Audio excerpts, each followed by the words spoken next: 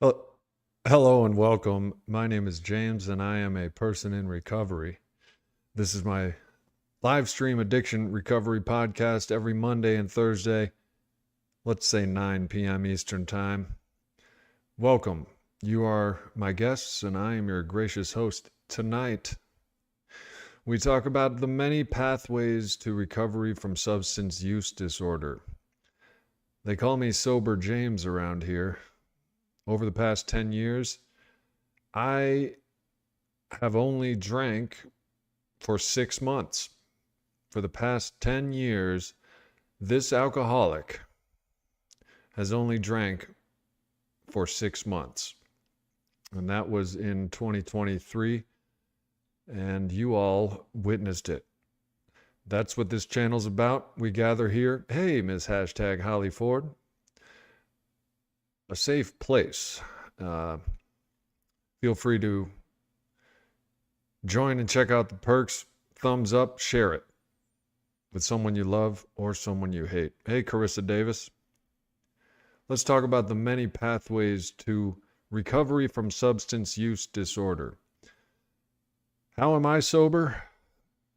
I tried many ways, as I'm sure you have. And none in my power could stop the obsession and compulsion to drink and use many other drugs. What makes us abuse substances? Well, like many questions I have, I ask Google. So let's read, shall we? What's up, Brian? Treatment and management and the treatment and management of addiction. This is from Wikipedia, not a authority having jurisdiction on the topic. Neither am I, but we're all just going to discuss and research. Treatment and management of addiction encompasses the range of approaches aimed at helping individuals overcome addiction, most commonly in the form of DSM-5 diagnosed substance use disorders or behavior addictions, such as problematic gambling and social media addiction. Treatment is one of the recovery pathways that individuals can follow to resolve their addiction and other related problems, as opposed to natural recovery, depending on how severe the addiction is. Treatment, I've been to 3, is usually a 45-day to 6-month affair where you pay out the ass to learn ways, which we are about to go over, various pathways to recovery. I think we should first discuss what recovery is. Recovery from substance use disorder. My drug of choice was alcohol, followed closely by benzodiazepines, because I'm nervous. We all have different personalities and different chemistry makeups in our brain. So we're all keen on different substances, which coined the phrase drug of choice, or DOC. What's your DOC? My DOC is alcohol, yo. It is the most dangerous and deadly drug on earth. It kills more people yearly than all other substances combined. For various reasons, alcoholism is widespread. So let's read on. Treatment of substance use disorders can start with detoxification, detox, if needed. I got some videos on this channel about detox and experience of my own. To manage physical and psychological health when severe withdrawal symptoms are expected to occur, common addiction treatment therapies are counseling, cognitive behavioral therapy, or CBT, medication-assisted treatment, 12-step programs, and other types of support groups, some of which in dedicated treatment facilities. Therapies address both the physical and psychological aspects of addiction, recognizing it as a chronic but treatable condition. Treatable, not curable. It is a daily reprieve in my world. I attend the 12-step meetings of Alcoholics Anonymous, and I work the principles in all of my affairs.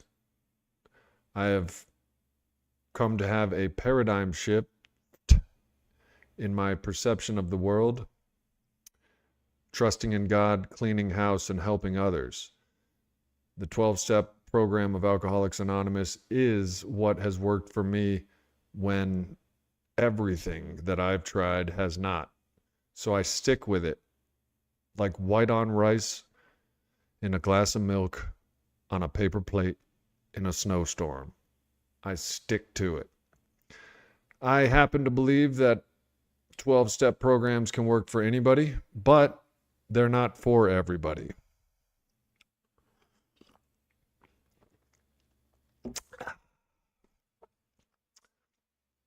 Many people are afraid, my personal opinion, about people that are shy and afraid of 12-step programs is their disease as an entity is afraid of 12-step programs, because in the 12-step program, when worked to the best of your ability, the disease cannot survive and thrive.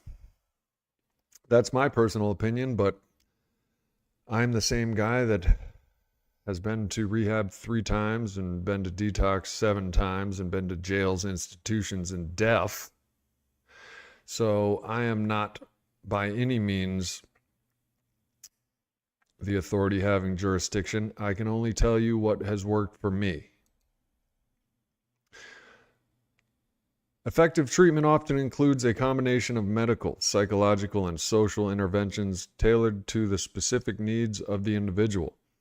A sociological approach to the treatment of addiction puts an emphasis on the social determinants of developing addiction to recovery and well-being.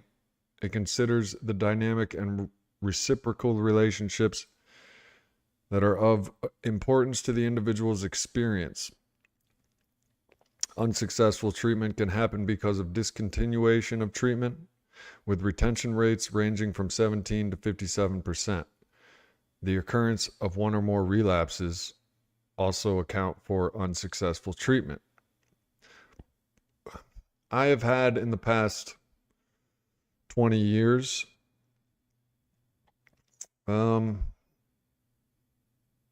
let's just say 5 relapses.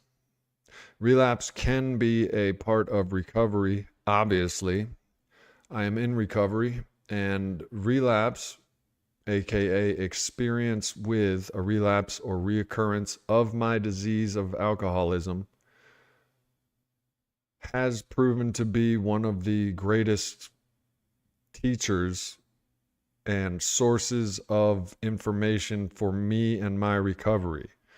This is because when I relapse, I look back at what happened and I concentrate on eliminating the stressors or behaviors or compulsions or triggers and incorporating solutions. What's up, Chuck Diesel? How goes it? Ryan says, I want to join recovery. 5-minute call in. You can cut me off and I will not call you a douche in chat looking for help from you. Phone line. Your alcohol retention is going to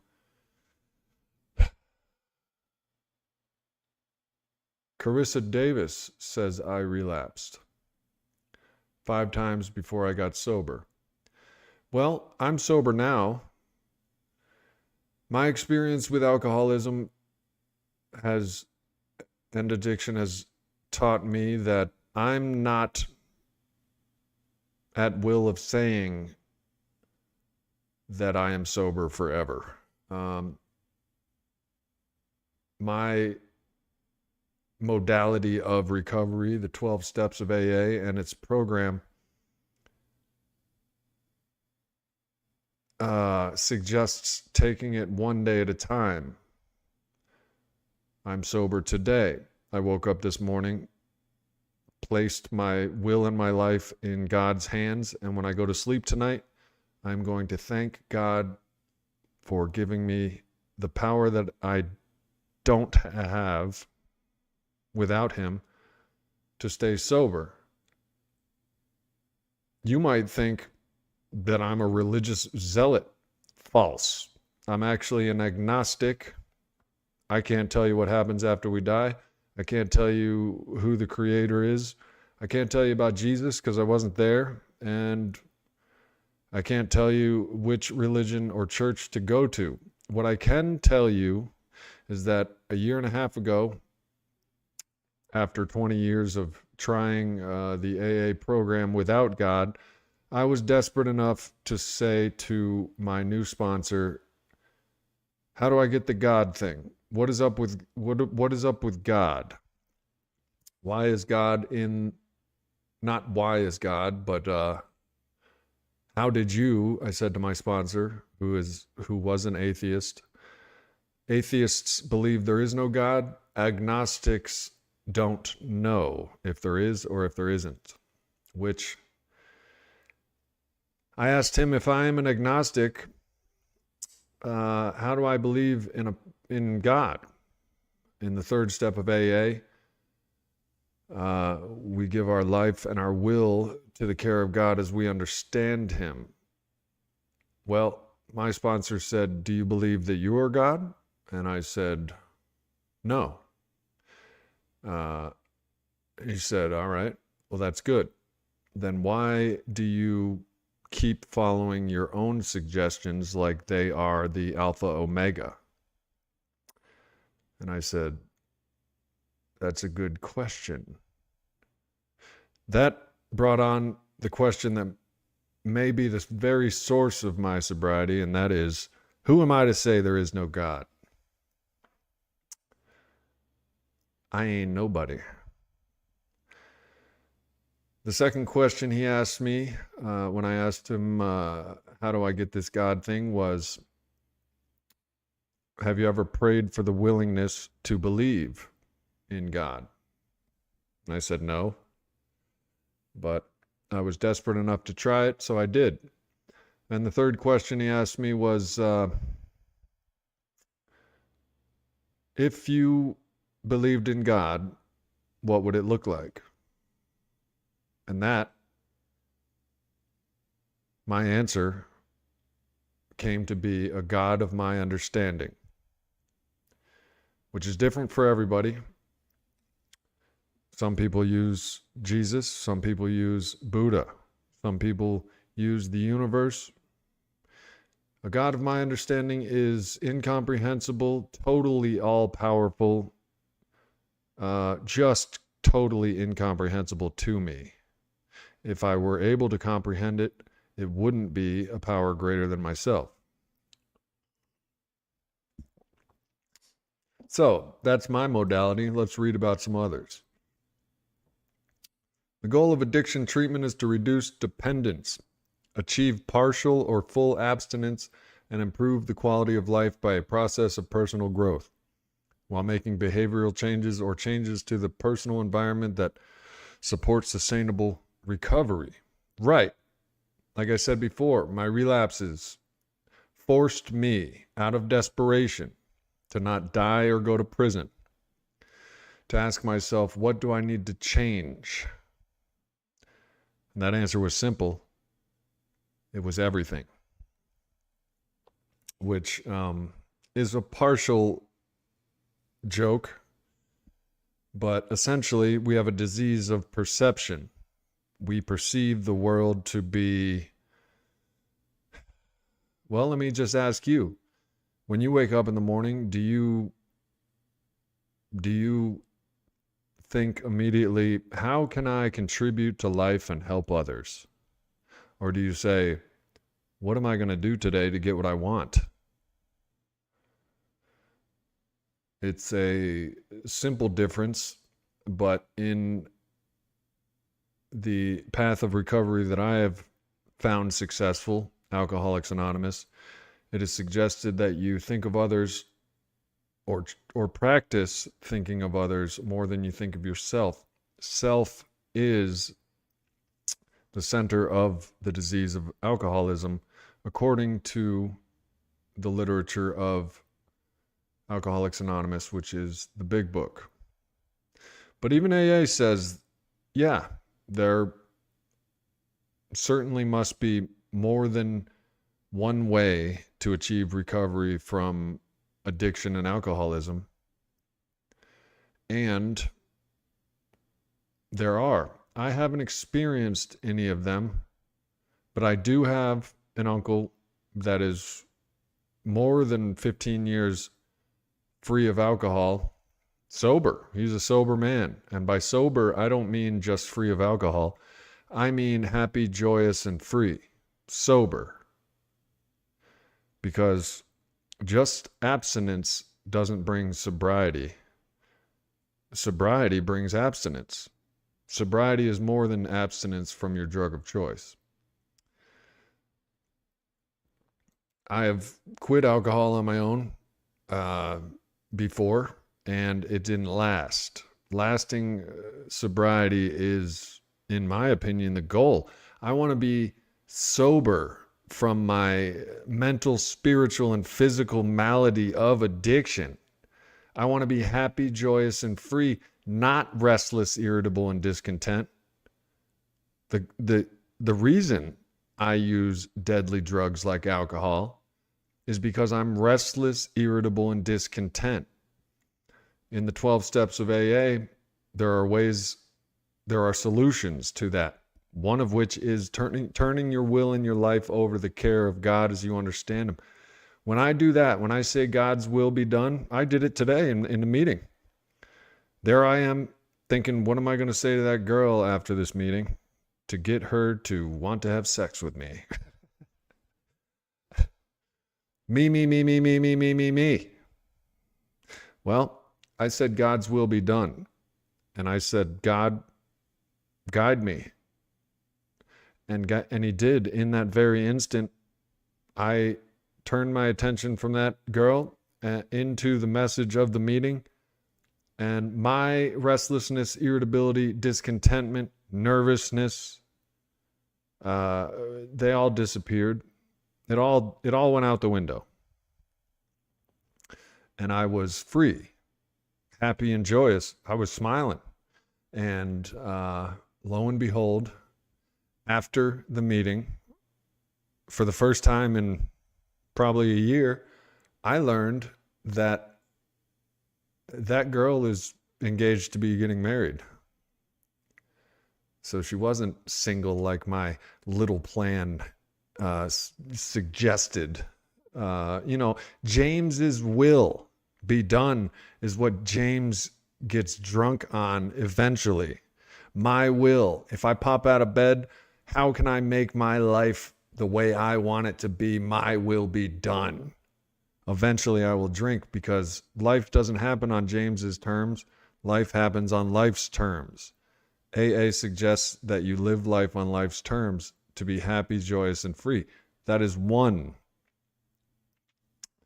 of the steps that you take to achieve lasting recovery, a treatment, and a daily reprieve. Behavioral therapy, such as CBT, proposes 4 assumptions essential to the approach to treatment. Addiction is a learned behavior. It emerges in an environmental context. It is developed and maintained by particular thought patterns and processes, like James's will be done. And CBT can be integrated well with other treatment and management approaches, as they all have similar goals. CBT, relapse prevention, motivational interviewing, and a community reinforcement approach are effective interventions with moderate effect sizes. Interventions focusing on impulsivity and sensation seeking are successful in decreasing substance use. Cue exposure uses ideas from classical conditioning theory to change the learned behavior response of someone addicted to a cue or trigger. Contingency management uses ideas from operant conditioning to use meaningful positive reinforcements to influence addiction behaviors towards sobriety. In other words, cognitive behavioral therapy goes like this, or so I learned in my second rehab. It goes like this. You can't control thoughts. Nobody can. You ever have a weird dream where you stab your mother in the eye with a fork? Well, you don't know why you thought that. Thoughts can't be controlled. However, cognitive behavioral therapy suggests that the emotion following the thought is your control. Or in the rooms of AA, it is said that you can't control your first thought, but you can control the one after that. After the emotion comes a behavior. It is said that we drink and use at our emotions, whether happy or sad. We use, drink. Can't control the thought, but you can control the emotion. The emotion dictates the behavior. That's cognitive behavioral therapy in my own words.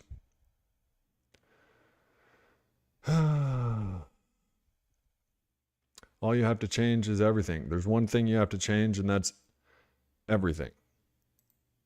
But that's intimidating and overwhelming. So basically, well, here's how I did it. I stopped listening to my suggestions and thoughts and my will, and I started listening to what AA suggests that I do. Whether I believed it or not, I was desperate enough to do what AA suggests. Praying, I'll do it. I do it. I am sober. Just praying, I doubt will keep somebody sober. Maybe it will, maybe it won't. Everyone's different.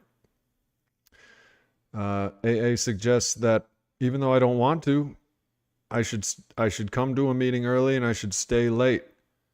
I don't want to do that. I'm uncomfortable. One of the main reasons I drank is because I'm uncomfortable in a social situation. Well, how was that working for me? It wasn't. Jails, institutions, and death, and constant drunkenness, or as Mike Tucker puts it, sleeping in bushes. Addiction recovery groups draw on different methods and models and rely on the success of vicarious learning, where people imitate behavior they observe as rewarding among their own social group or status, as well as those perceived as being a higher status. Substance addiction in children is complex and requires multifaceted behavioral therapy. Family therapy and school-based interventions have a minor but lasting results. Innovative treatments are still needed for areas where relevant therapies are unavailable. Here's one. Consistent aerobic exercise. We've all tried this. Let me be addicted to going to the gym instead of drinking. This does have positive effects. This says especially endurance exercises, marathon running, example, prevents the development of certain drug addictions and is an effective adjunct treatment for drug addiction and for psychostimulant addiction in particular. What was that? Oh, Ryan super chatted. Thank you, Ryan.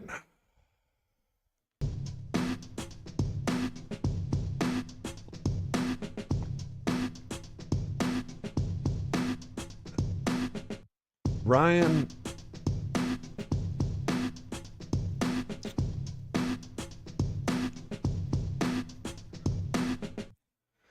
well, Ryan, if you have been listening, Ryan's will is not what you should be following. Why don't you try listening instead of talking? Of course you don't want to do it. Do what you want to do, and Ryan will get drunk and miserable and restless and irritable and discontent.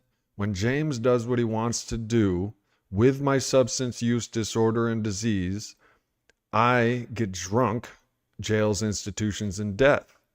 You want to know the right thing to do? Do the opposite of what you want to do. If you say you want to talk, do the opposite. Listen.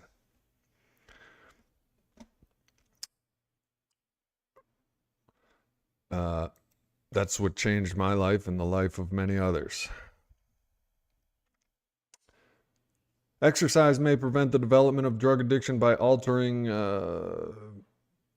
Immunoreactivity in the striatum or other parts of the reward system. The reward system of the brain is where we live as addicts and alcoholics. I'm uncomfortable. I need to be comfortable. Drink, use, slam, fuck, snort. That's our mechanism.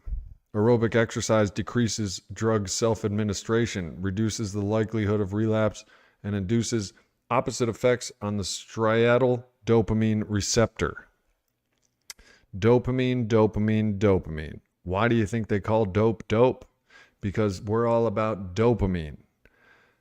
Cocaine for the coke addict releases more dopamine.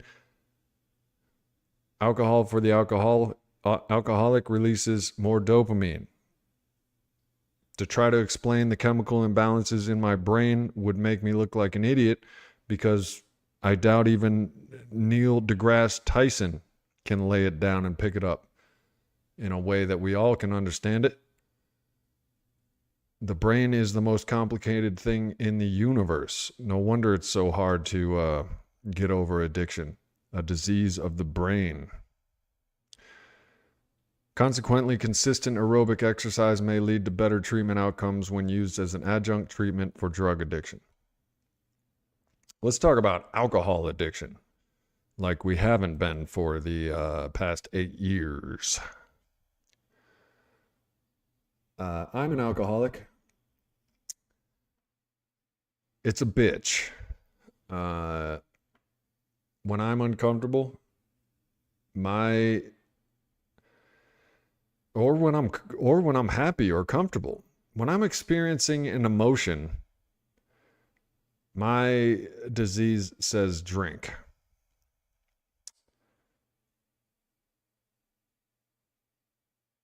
You guys can relate, I'm sure. So let's read about it. Alcohol, like opioids, can induce a severe state of physical dependence and produce withdrawal symptoms such as delirium tremens. Look up delirium tremens sober James, and you'll find a slew of content. Because of this, treatment for alcohol addiction usually involves a combined approach dealing with dependence and addiction simultaneously. Benzodiazepines have the largest and best evidence base in the treatment of alcohol withdrawal and are considered the gold standard of alcohol detoxification.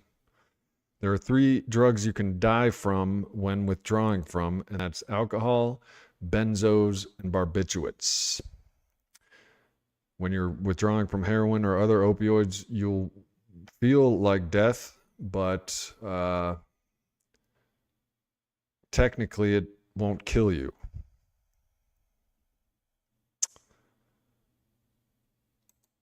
So they use benzos to wean you off of alcohol. I've been there. I did that a year and a half ago, when detoxing. I detoxed with Librium. I did a stream on it. Google Sober James Librium Taper, and you will see one of my first streams in this round of my sobriety and recovery a year and a half ago.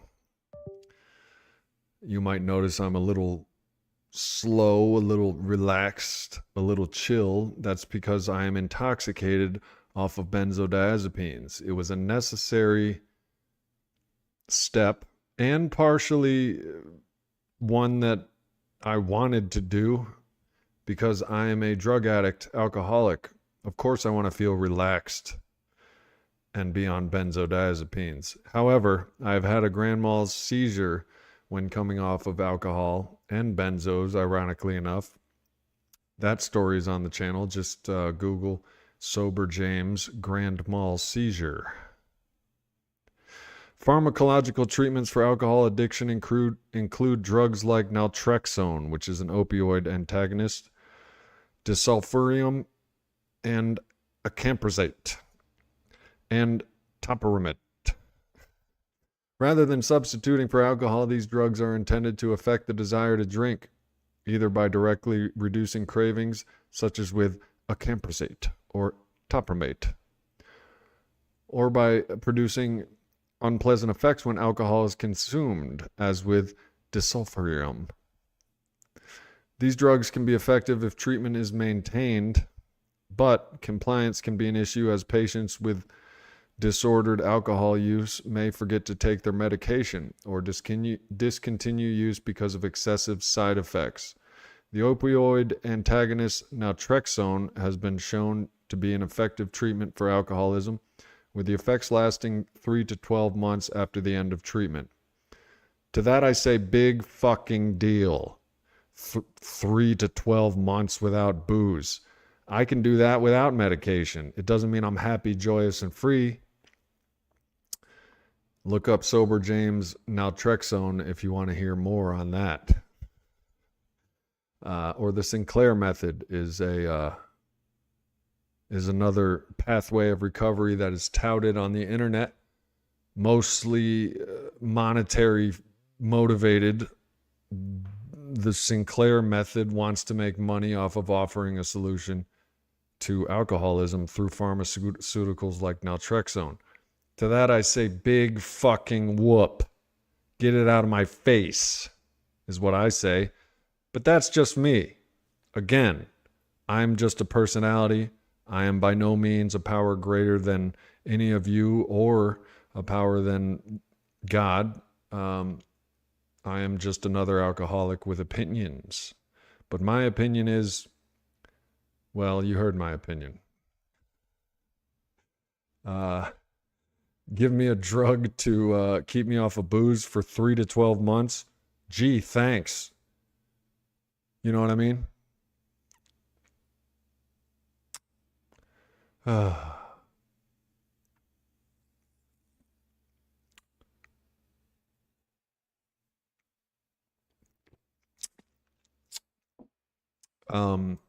I'll take AA any day. And I do. And I have for 20 years. And for these past 10 years, I've only been intoxicated for 6 months. In 10 years, an alcoholic that was obsessed with drinking, which an alcoholic is. Alcoholism is a mental obsession coupled with a physical addiction to alcohol, a physical craving, phenomenon of craving triggered by the first drink of alcohol. And that first drink was drank because of my mental obsession that just won't quit. Does naltrexone somehow manipulate my mind to not have that obsession? It is suggested so. Good luck with that, is all I'm saying. If it works, it works. I'm not here to tell you what works and what doesn't. I will tell you with 100% certainty that Alcoholics Anonymous works for me when I work it. In the past 8 years since, 2018, you've seen me mostly sober, James. And then you saw me relapse in 2023. You could look at the streams leading up to that relapse, and we could definitely have a clinic of discovery of my behaviors changing, my people, places, and things returning. I can tell you behaviors. I get rebellious. I get know-it-all. I get super me. The less me I'm thinking of, the further away from alcohol and other drugs that I am. Let's talk about behavioral addictions. Behavioral addiction is a treatable condition, not curable. Treatable and curable are different. Treatment options include psychotherapy and psychopharmacotherapy, i.e. medications, or a combination of both. That means go see a shrink or go see a psychiatrist. It means talk through it, and if it's a psychiatrist, use some SSRIs, which I am currently on Prozac, a non-mind-altering substance. It doesn't get you high. You can eat a bottle and it won't get you high. Because if I had Xanax, I can't have Xanax. I have a disease that talks to me in my own voice and convinces me to get high, alter my state of being. Cognitive behavioral therapy is the most common form of psychotherapy used in treating behavioral addictions. It focuses on identifying patterns that trigger compulsive behavior and making lifestyle changes to promote healthier behaviors. Because cognitive behavioral therapy is considered a short-term therapy, the number of sessions for treatment normally range from 5 to 20. During the session, therapists will lead patients through the topics of identifying the issue, becoming aware of one's thoughts surrounding the issue, identifying any negative or false thinking, or challenging those thoughts, and reshaping said negative and false thinking. While CBT does not cure behavioral addiction, it does help with coping with the condition in a healthy way. Currently, there are no medications approved for treatment of behavioral addictions in general, but some medications used for treatment of drug addiction may also be beneficial with specific behavioral addictions. Suboxone, methadone, these are drugs that can be used in conjunction with treatment to help recover. Treatment as addiction is a disease of the mind. Treatment is necessary. You have to change your behaviors, people, places, things. You have to change. We have to change. A paradigm shift, a change in perception, a spiritual awakening. You have to change from me to others. In my experience. Another form of treatment is recreational therapy. A certified therapeutic recreational specialist, or CTRS, uses leisure and recreation to help individuals recover from their injuries, ailments, or addictions. Whoa! That sounds like a cool job. Leisure and recreation. So I looked it up. You need a bachelor's degree and a certification. Bachelor's degrees typically take 4 years, but and the average salary is about $50,000. Therapeutic recreation can help an individual struggling with addiction to improve their self-esteem, confidence, motivation, resiliency, autonomy, enjoyment, and overall emotional state. Well, I get that in the rooms of Alcoholics Anonymous. I play pickleball, poker. I play disc golf. I do a bunch of things. Rock climbing, hiking, or just other night I had a game night. You know what I mean?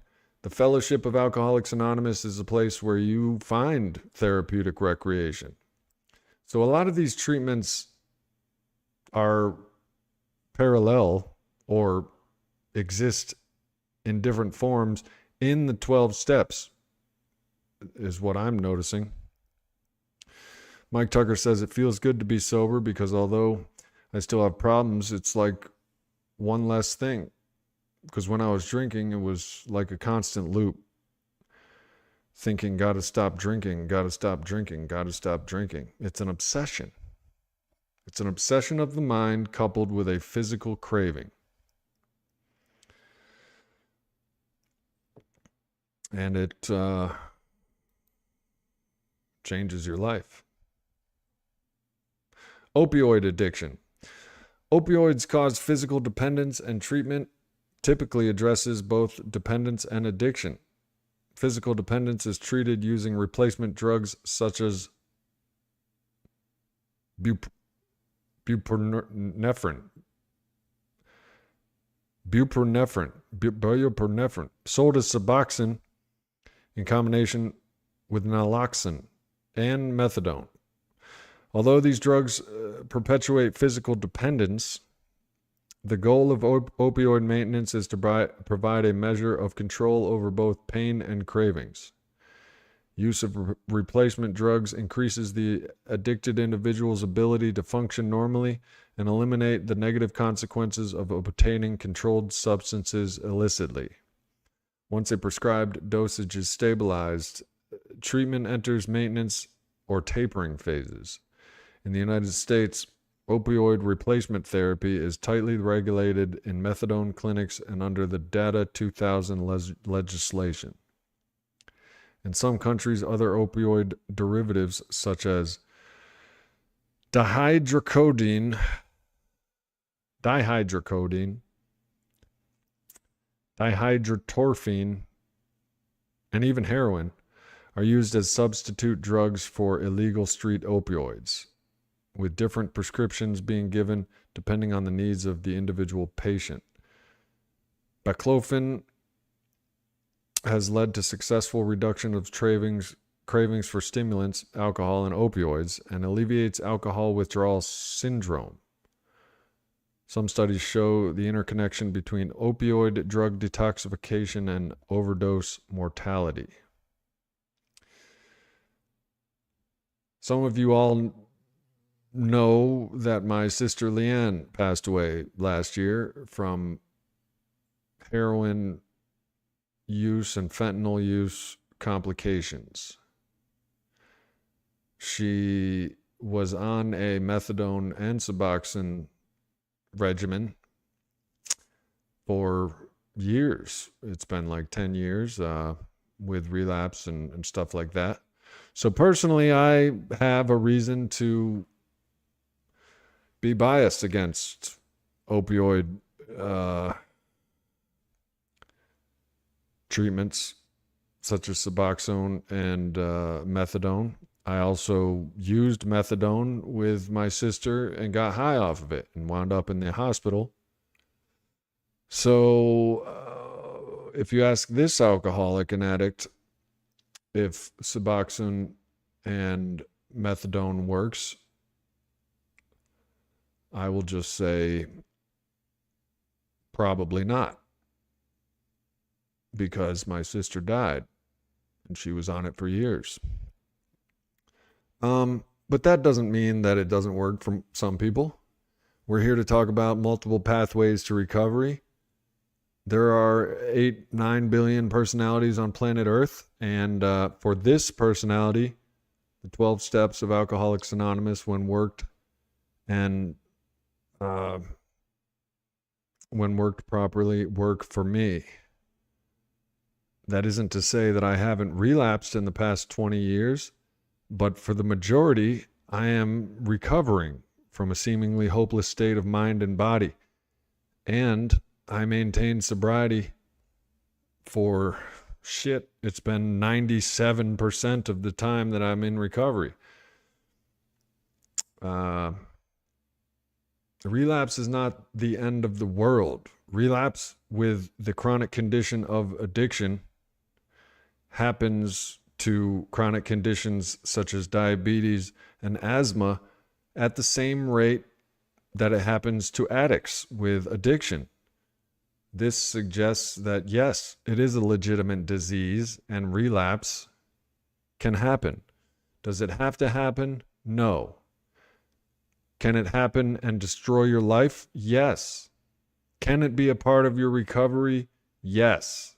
For my recovery, relapse has been a powerful and informative tool that I display on this channel and tell stories about and am honest with, because it is a powerful tool. Carissa says, I was on Suboxone. I definitely don't see how people can take that for long periods of time. It gave me the experience, but I didn't need it for meth. Mind's Eye says relapse for him or her would be the end of the world. False. Although I do understand what you're talking about. I will suggest that you aren't a power great enough to decide that, in my experience, but I don't know it all. It's just what I've experienced. All right, Chuck. Glad to have you. Thanks for your experience, strength, and hope, and thanks for keeping me sober just for today. Or helping keeping me sober. We all know that neither you or I can keep anybody else sober, but together we stand a fighting chance Death row mental. Death row metal? Relapse is death row metal for me. I play a lot of death metal. And Biggie Smalls, apparently. Research. Anti-drug vaccines, or active immunizations for treatment of cocaine and nicotine addictions, were successful in animal studies. Vaccines tested on humans have been shown as safe with mild to moderate side effects, though did not have firm results confirming efficacy despite producing expected antibodies. Vaccines which use anti-drug monoclonal antibodies, passive immunization, can mitigate drug-induced positive reinforcement by preventing the drug from moving across the blood-brain barrier. Damn. So basically, we are still trying to come up with a drug that cures drug addiction. Because we're stupid humans, that's why. And because we want money.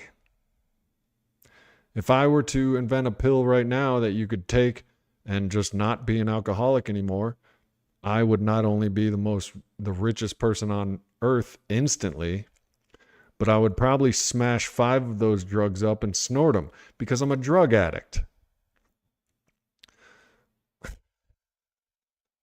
If the drug does good things, I want 5 of them in my nostrils or in my veins.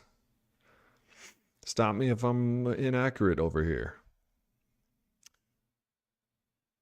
Sociological research aims to pronounce the individual lived experiences of women receiving medication-assisted treatment, example, methadone, naltrexone, buprenorphine, biprofen. I know how to pronounce that word, I just can't get it. Well, this is all wordy. The point is, there are various pathways to recovery.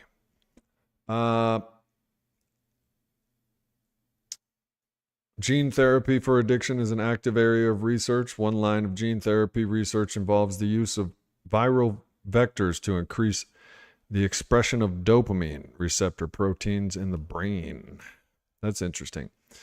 So modern medicine is still on it, but there is resistance. By the way, give this video a thumbs up if you like it. Also, check out that Join for Perks link.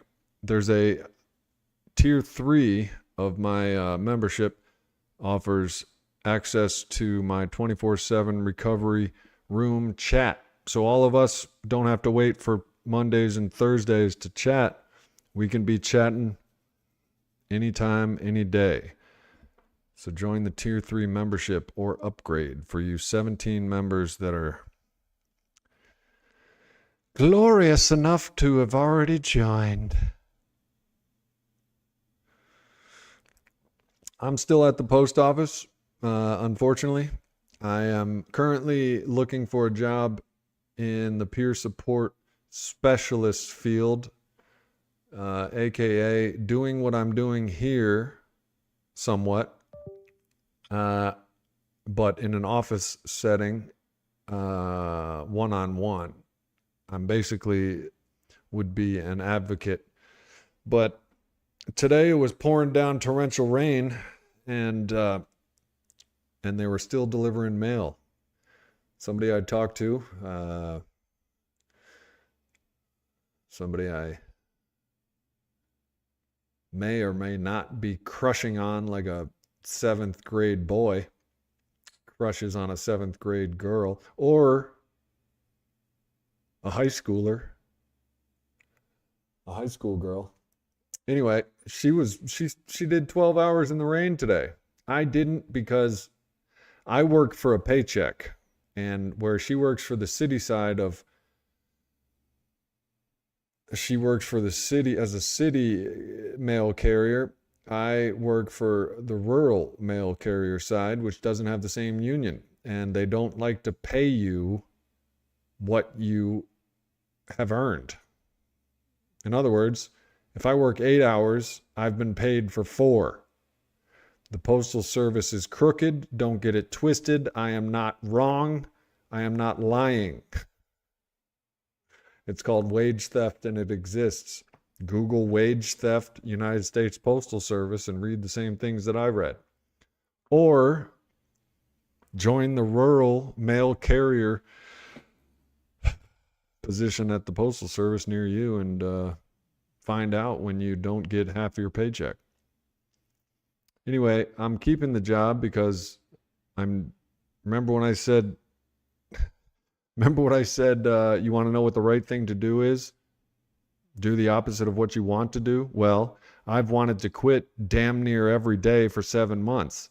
I'm keeping it because power is greater than me, aka old people, tell me that don't quit a job if you're looking for another one. The easiest way to get a job is when you have another job. So, even though I've wanted to quit every minute of every day for the past damn near 8 months, I think having a Postal Service job will look good on my resume, so I am keeping it. But I'm working as little as I can because they don't want to pay me what I work for. So in other words, how's the post office? It sucks. Period. End of story. But that's just one alcoholic's opinion. If you want another alcoholic's opinion, read, Bukowski. He was an alcoholic postal worker. Read some of his writing. So, in my experience, well, you know my experience. The 12 steps of AA and the principles they suggest are what have brought me here from the bottom of the barrel. And I'll tell you stories about the bottom of the barrel another stream. I'm doing Mondays and Thursdays at 9 p.m. Eastern Time. Live stream addiction recovery podcasts like this one. Mondays and Thursdays at 9 p.m. Eastern Standard Time. Let's talk about some of you guys joining my membership so I don't have to work at the post office. You guys want to talk about that? I have 3 tiers. One is $2.99 a month. The second tier is $4.99 a month. And the third tier is $9.99 a month. My goal is to get a bunch of members and do this for a living. You know, it's a casual goal. Whether I attain it or not, maybe in the last year of my life, I will have enough members to sustain financial independence. But I haven't really counted on it. But if you feel like supporting the channel and you like what is done here, be like Mike Tucker and join the Sober Sneakers tier of thank you, Mike Tucker. Good God, that was quick, brother. Mike Tucker has joined, it looks like. I'm still waiting for you.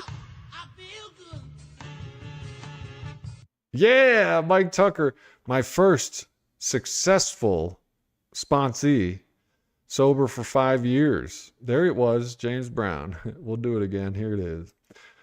Mike Tucker, everybody. See, Mike? That's what I'm talking about, brother.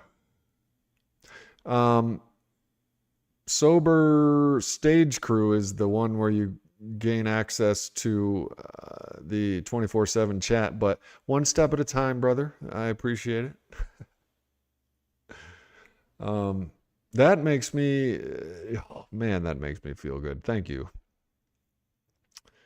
And yes, it is a good cause. We gather here, and you guys keep me sober, and I keep you sober, and not solely, I'm not sober solely because of you guys, but it's a big part of my sobriety and recovery. You know what I mean? Right. You spend $5, right, and a water, you know what I mean? A month, $5 a month to support the Sober James channel. Hell yeah, that's what I'm talking about. I mean, to be honest, I'd do it. If it was the Sober Mike channel, if it was the Sober Mike Tucker channel, I'd be like, yo, $9 a month. Hell yeah. $3 a month. Hell yeah. So I appreciate that. Mike Tucker, you're my 18th member. I really appreciate it. And you're helping pay for my internet so I can do this stream. Maybe I'll get a camera that focuses more. You guys bought this microphone, by the way, a couple years ago. You guys bought this microphone. So, and Brian, thank you for your super chats. And Carissa, thank you. And thank you all.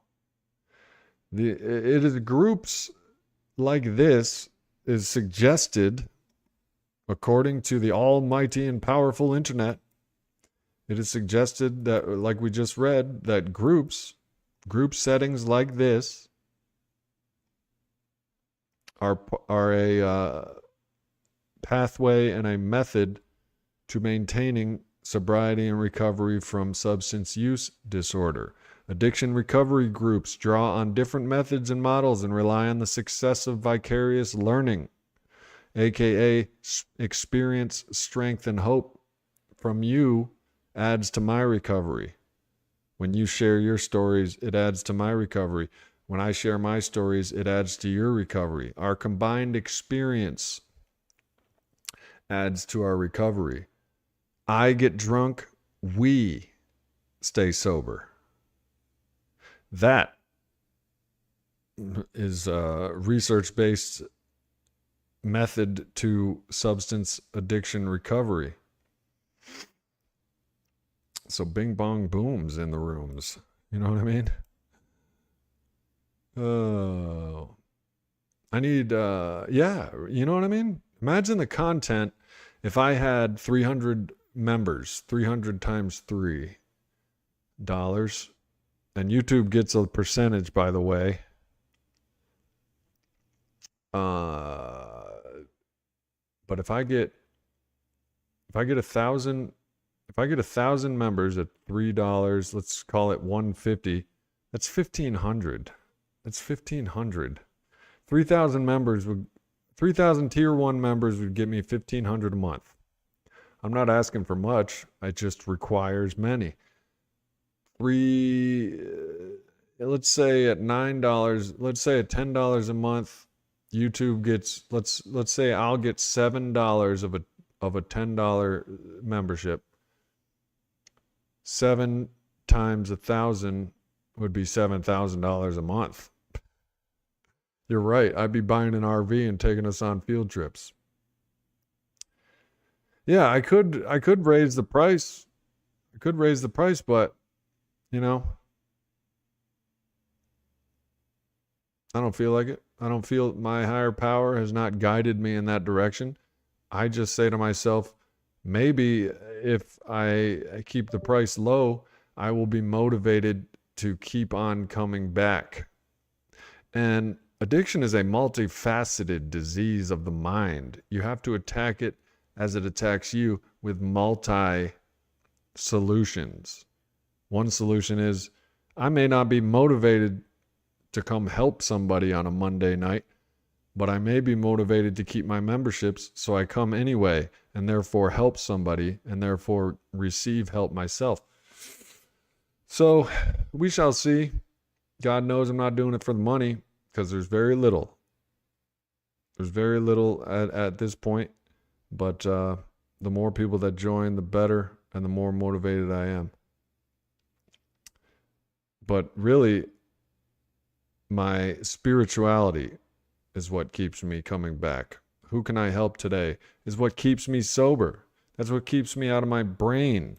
But I do need money, or else I'm not going to be able to feed my brain the electrolytes it needs. So thanks for joining, Mike. And Well, there's not much I can say to keep another person sober except share my experience, strength, and hope. Ryan, I hope you find moments of clarity. I hope your path is leading to sobriety and recovery. And everybody and anybody out there that is struggling. I sincerely hope the best for you because it's a bitch, this disease. But there is a solution. This alcoholic and addict has found a solution in the program of Alcoholics Anonymous. There is dozens of other 12-step recovery groups as well. There's channels like this one. There's also a lot of misguidance out there, motives that involve money. The rehabilitation for addiction business is a multi-billion-dollar a year business, billion with a B. Treatments can be effective, but they can also be money pits. Humans are twisted. Money is another addiction. So I have strived to not make this channel all about money. So whatever modality you find, and by the way, 12-step programs are free. They do pass around a basket because we are self-sustaining. That means that basket buys that coffee, it buys the rent for the room, it buys the electricity for the lights staying on. We're self-sustaining by our own contributions. But you don't have to put money in the basket. You could go 20 years in AA and never put $1 in the basket. Mine's, I said, had a situation yesterday, if I weren't sober, that one incident could have gone super wrong. Yeah. Bro, I was doing my taxes today, and I realized that the years that I was drinking, I didn't have the facilities. I didn't have the mental faculties to do taxes or do anything. I could barely brush my teeth in my worst days. I couldn't brush my teeth. I tried. I was so drunk for months on end in Fort Lauderdale, I ended up brushing my teeth with dish soap one time because I was so desperate to maintain some sort of hygiene that I could barely fucking stand or focus, like vision, and I couldn't concentrate because my mind was just super dehydrated and drunk, and I put toothbrush on the toothpaste on the toothbrush and put it in my mouth. Ryan, you're drunk. I hope you get sober, and I'll see you all Thursday. There's no alcohol. There's no problem that alcohol can make worse. Can't make worse. So just think, yeah, this sucks, but at least I'm not drinking on top of it. That's some words of wisdom. You've been going to meetings, Mike? That's some words of wisdom. I've heard a old timer say that. 20 years sobriety said there's nothing on earth that alcohol won't make worse. And if those are the right words to get through your thick skull, like my thick skull needed the right words, then I hope those did it. There's no problem on earth that alcohol won't make worse. And you know it's true. Thanks, Mike. And thank you all for helping me stay sober this day, one day at a time. And I'll see you Thursday at 9 p.m. Eastern Standard Time. And until then, keep it real, keep it clean, and keep doing the damn thing. Peace.